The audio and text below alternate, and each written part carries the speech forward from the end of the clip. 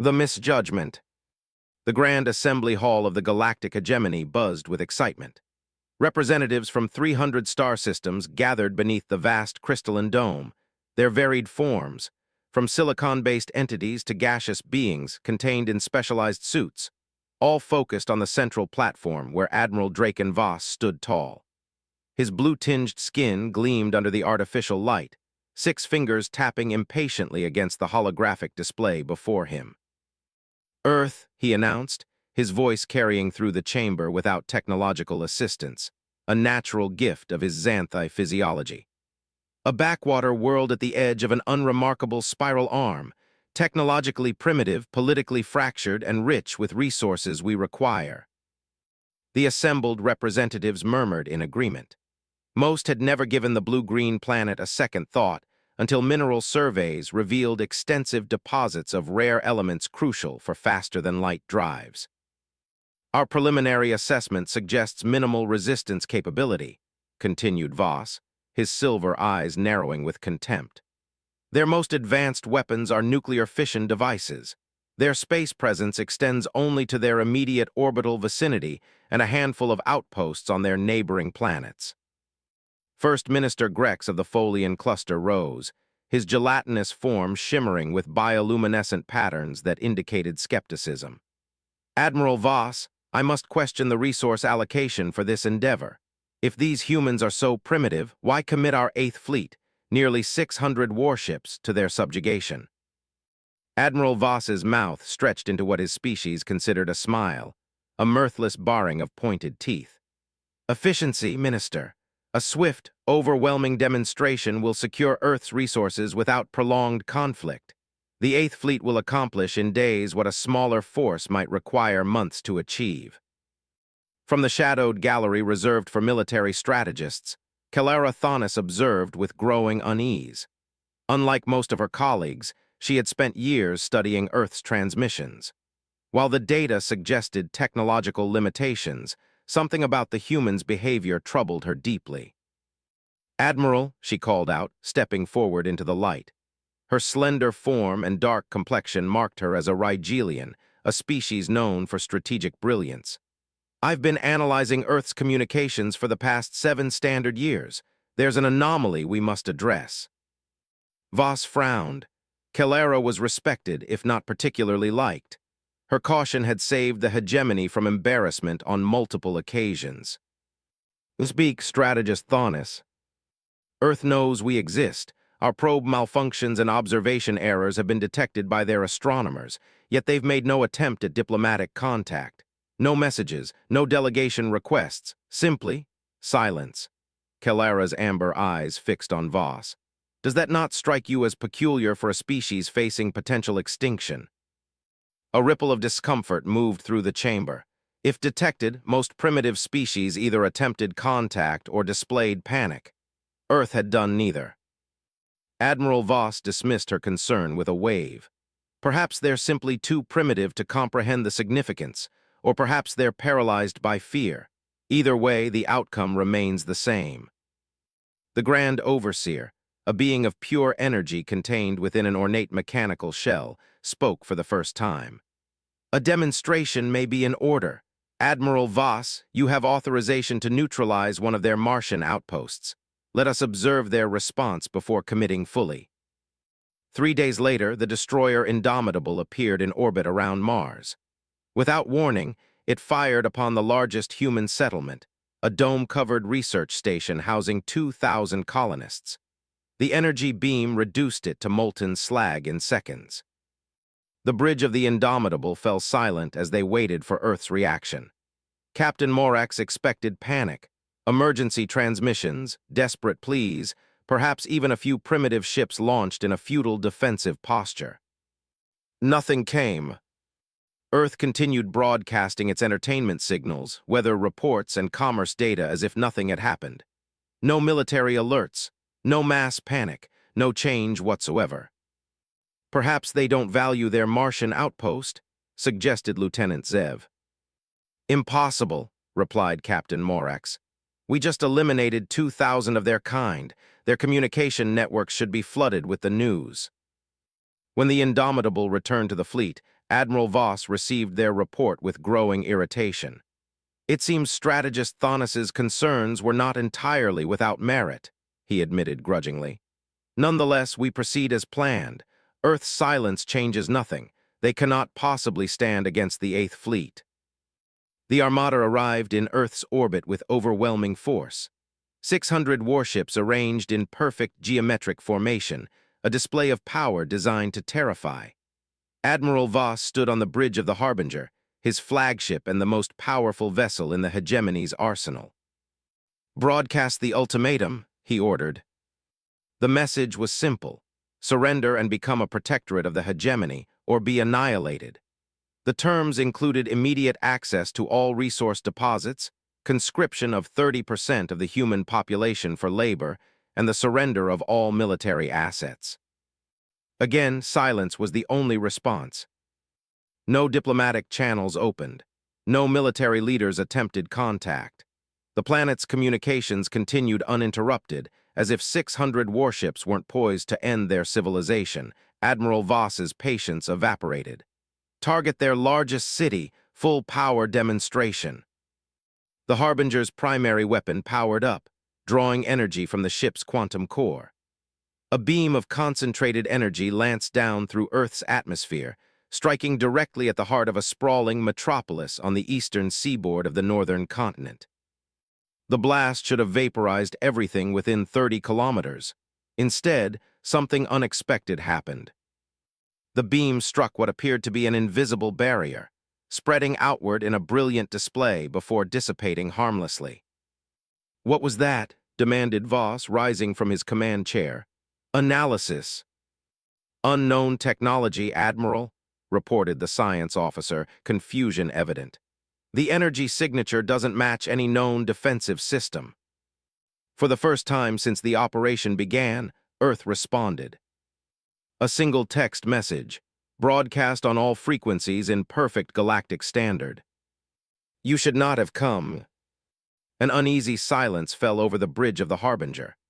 Admiral Voss stared at the message, a chill creeping up his spine despite his determination to remain unmoved.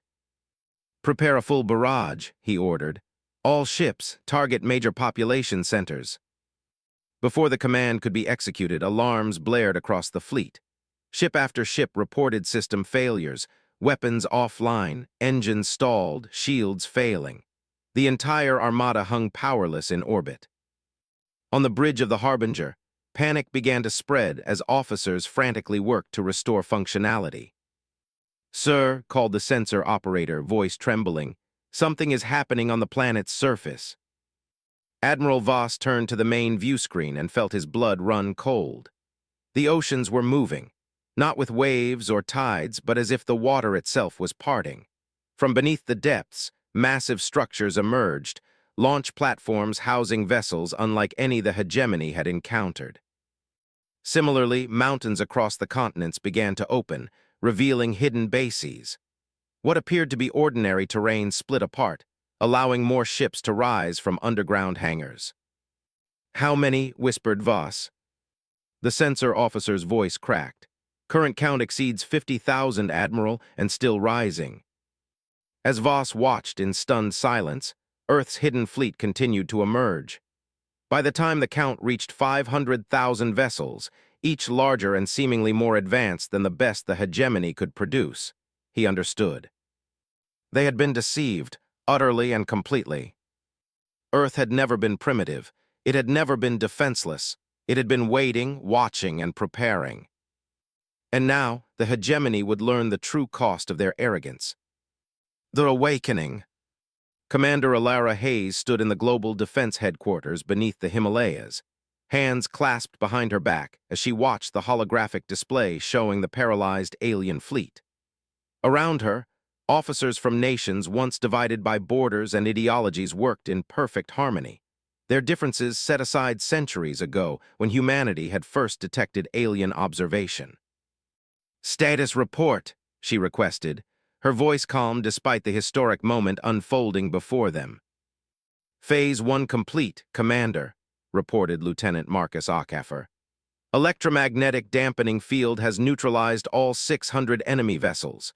Their weapons, propulsion, and communication systems are offline. Ilara nodded, and our fleet. All 500,000 vessels deployed and in position. Quantum shielding at maximum. First contact protocols ready to execute on your command. For generations, Earth had maintained the illusion of a divided, technologically primitive world. When they had first detected alien probes a century earlier, the world's leaders had made a momentous decision. Humanity would unite in secret while projecting weakness to any watching eyes. What followed was the greatest deception in human history. Advanced technology was developed in hidden facilities deep underground, underwater, and inside hollowed-out mountains. A unified global government operated from the shadows while maintaining the facade of competing nation-states. Space exploration continued publicly with outdated rocket technology, while in secret, humanity mastered faster-than-light travel and quantum engineering. Now the charade was over. "Open a channel to their flagship," Ilara ordered. Admiral Voss's face appeared on the main screen, his silver eyes wide with a mixture of shock and fury. "This is Commander Ilara Hayes of the United Earth Defense Force. You have committed an act of war against humanity by destroying our Martian research outpost and attempting to attack our homeworld." Voss struggled to maintain his composure. "What trickery is this? Your species was assessed as pre-interstellar." A ghost of a smile touched Ilara's lips. "That was the intention, Admiral. We've been aware of your hegemony for the better part of a century. Every probe you sent was detected. Every observation satellite was identified. We simply chose to let you see what we wanted you to see." "Impossible," Voss hissed. "No species could hide such advancement." "And yet here we are," Ilara replied. "While you watched our obsolete rocket launches and intercepted our deliberately primitive communications, we built this."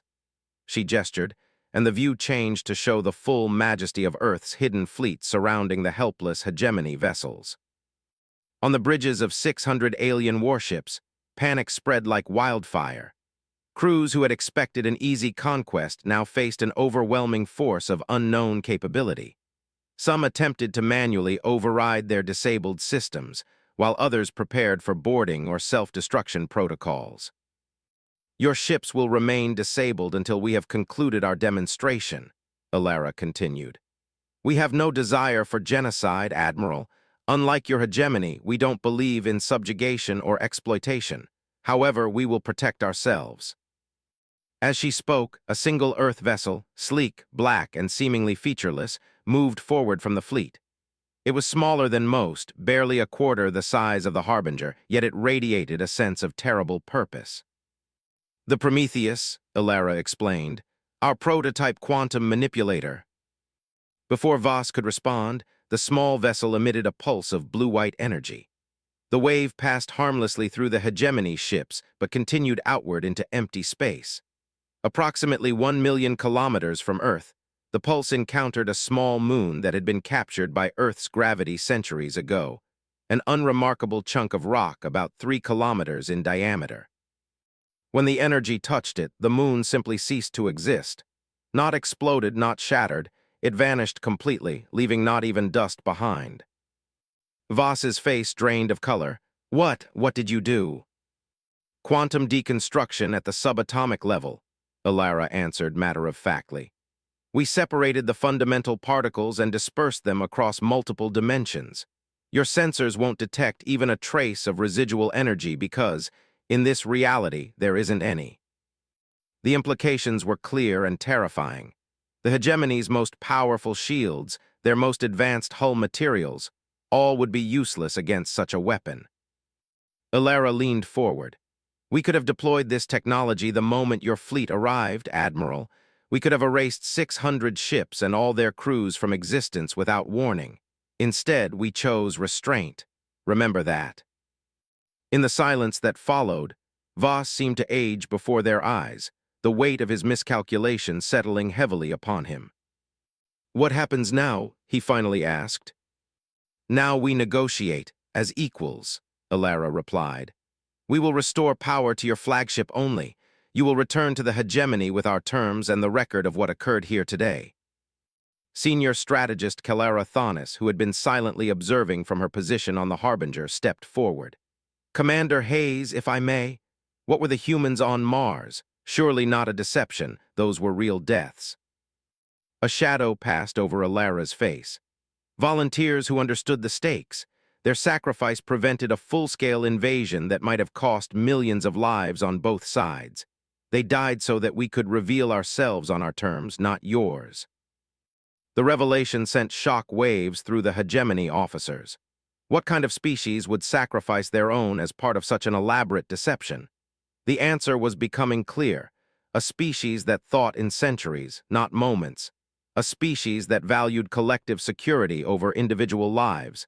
A species far more dangerous than they had imagined. As promised, power was restored to the Harbinger alone. The rest of the fleet remained frozen in orbit, a pointed reminder of humanity's control of the situation. Admiral Voss received Earth's terms, recognition of their sovereignty, non-aggression pacts, and fair trade agreements. Most significantly, Earth demanded a seat on the hegemony's ruling council. When the Harbinger finally departed, it carried not only the terms but also complete sensor readings of Earth's revealed might. The message was unmistakable. The galaxy's balance of power had shifted irrevocably. Within days, the news spread through the 300 worlds of the hegemony. Earth, the supposedly primitive backwater, had not only repelled the Eighth Fleet but had demonstrated technology that rendered conventional defenses obsolete. In the weeks that followed, delegations from dozens of star systems arrived in Earth orbit, not to threaten, but to establish diplomatic relations. Some came seeking alliances, others technology exchange, and more than a few arrived simply to ensure they weren't perceived as enemies. Commander Alara Hayes, now appointed as Earth's first galactic ambassador, reflected on how quickly things had changed as she prepared for another diplomatic meeting. "Did we do the right thing?" asked Marcus, now her chief of staff, "revealing ourselves this way?" Alara gazed at the holographic display showing ships from 20 different worlds peacefully orbiting Earth. "We revealed exactly what we needed to, enough to ensure our safety, not enough to show our true capabilities." Marcus raised an eyebrow. "There's more." Alara's smile held secrets still untold. "Humanity has always understood a fundamental truth, Marcus. In a universe of unknown threats, the best defense isn't just strength. It's making potential adversaries believe you're exactly as powerful as you need to be, while keeping your true limits in reserve." As she spoke, deep beneath the Pacific Ocean, in a facility unknown even to most of Earth's unified government, engineers continued work on technologies that would make the quantum deconstructor look primitive by comparison. The hegemony had learned Earth's power, but not its full potential. That revelation would wait for another day, one that Alara hoped would never need to come.